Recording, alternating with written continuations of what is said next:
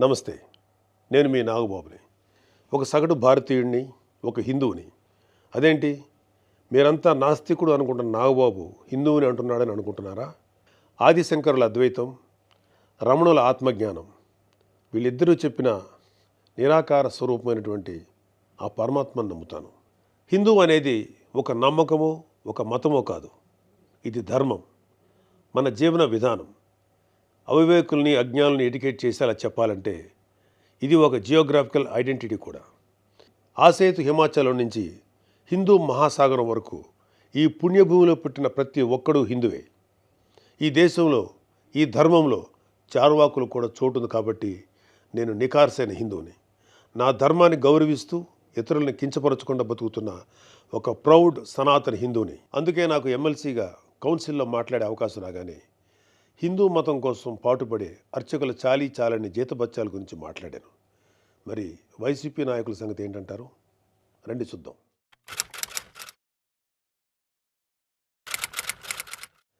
September 6, 2020 Antarvedi Shri Lakshmi Narasimhaswamy వారి రథం దగ్ధమైన రోజు. రాష్ట్ర వ్యాప్తంగా ఉన్న హిందువులందరి మనోభావాలు దెబ్బతిన్న రోజు. అప్పటి వైసీపీ ప్రభుత్వం ప్రతిపక్షాల ఒత్తిడికి తలొగ్గి కేసుని సిబిఐకి అప్పచెప్తామని చెప్పింది. కట్ చేస్తే 2023లో ఒక హిందూ హక్కుల యాక్టివిస్టు ఆర్టీఐ వేశాడు. దానికి సిబిఐ ఏం సమాధానం చెప్పిందో తెలుసా? అసలు ఈ కేసు మేము టేకప్పే చేయలేదని చెప్పారు.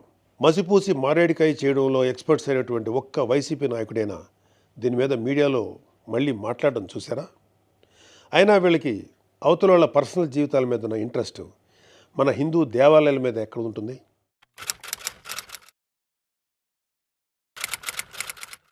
డిసెంబర్ 2020 రామతీర్థం రాముడు మనకు ఒక దైవం. మహావిష్ణువు అవతారం మాత్రమే కాదు, అంతకు మించి. ఈ దేశం తాలూకు ఆస్తిత్వం రామకథలో ఉంది. ఒక మనిషి ధార్మికంగా ఎలా బ్రతకాలో రామాయణం చెప్తుంది. రామాయణంలో మారీచుడు చెప్తాడు, రామో విగ్రహవాన్ ధర్మ సాధు సత్య పరాక్రమ అని. ఈ భూమి మీద రాశీభూతమైన ధర్మమే శ్రీరాముడిని నమ్మే జాతి మనది. అలాంటి రాముడి శిరస్సును నరికినా పట్టించుకోని ప్రభుత్వం వైసీపీ ప్రభుత్వం.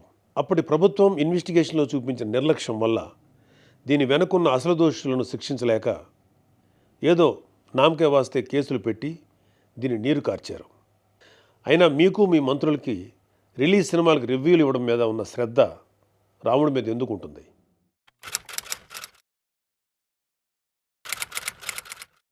జనవరి 22, 2024 అయోధ్య రామమందిరం ఇనాగ్రేషన్ కొన్ని దశాబ్దాల సుదీర్ఘ న్యాయ పోరాటం తర్వాత, కొన్ని వందల మంది బలిదానాల తర్వాత హిందువులు కలలు కన్న రామమందిరం కల సాకారమైంది. దేశమంతా ఒక పండగలాగా దీన్ని సెలబ్రేట్ చేసుకున్నారు. మన రాష్ట్రం నుంచి పవన్ కళ్యాణ్ గారు, చంద్రబాబు నాయుడు గారు కూడా వెళ్ళి అందులో పాలు పంచుకున్నారు.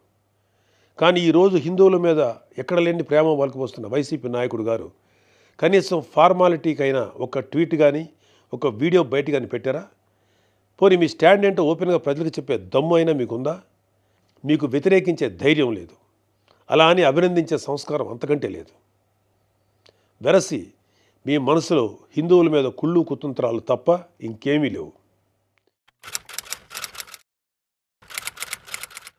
టీటీడీ భక్తులకి భగవంతుడిని దూరం చేసిన వైసీపీ పూట గడవని పేదవాడి దగ్గర నుంచి వజ్రాల కిరీటాలు చేయించే కోటీశ్వర్ల వరకు అందరి కోరిక ఒకటే.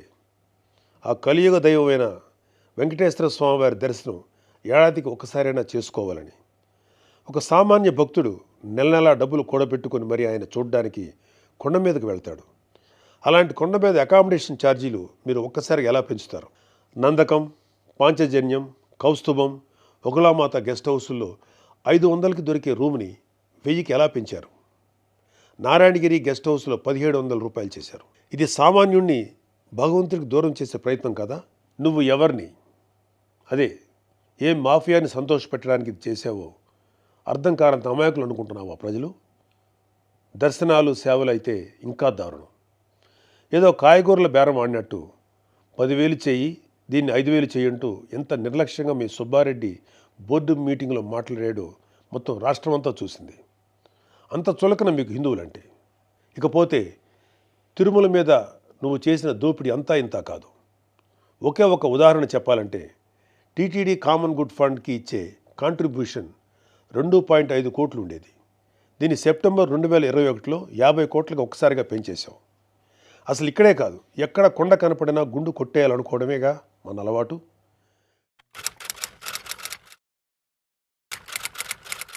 Declaration form. ప్రతి రిలీజియస్ ఇన్స్టిట్యూట్కి ఒక సాంప్రదాయం ఉంటుంది. దాన్ని గౌరవించడం మన ధర్మం. యుధా రాజా తదా ప్రజ అంటారు. నాయకులే రూల్స్ ఫాలో కాకపోతే ఇంకా ప్రజలు ఏం ఫాలో అవుతారు? అయినా బాధ్యత గురించి వైసీపీకి చెప్పడం చెవిటోడి చెవిలో శంఖం ఊదినట్టే. పవన్ కళ్యాణ్ గారు ఆయన కూతురు పొలినాని తిరుమల తీసుకువెళ్ళినప్పుడు ఆ అమ్మాయి మైనర్ అయినా కూడా ఒక గార్డియన్గా ఆ అమ్మాయి తరఫున డిక్లరేషన్ ఇచ్చారు. పవన్ కళ్యాణ్ గారి సతీమణి అన్నాగారు కూడా డిక్లరేషన్ ఇచ్చారు.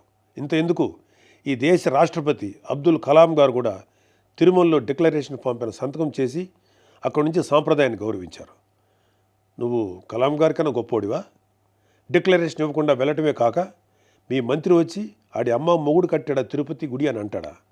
అలా తలపొగురు మాటలు మాట్లాడితేనే జనాలు 151లో మధ్యన 5 తీసేసి 11 ఇచ్చారు. అయినా నువ్వు ఏమైనా మారావా? లేదు.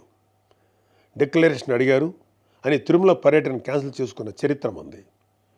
అయినా సెక్యులర్ ప్లేస్కి రిలీజియస్ ప్లేస్కి తేడా తెలియని నిన్ను ఎడ్యుకేట్ చేయటం మా వల్ల కాదు. ఇక ఫైనల్గా మన కల్తీ నెయ్యి వ్యవహారం గురించి చెప్పాలి. పాపం ఈరోజు డోస్ ఎక్కువైనట్లుంది. రేపు మాట్లాడుకుందాం. Stay tune.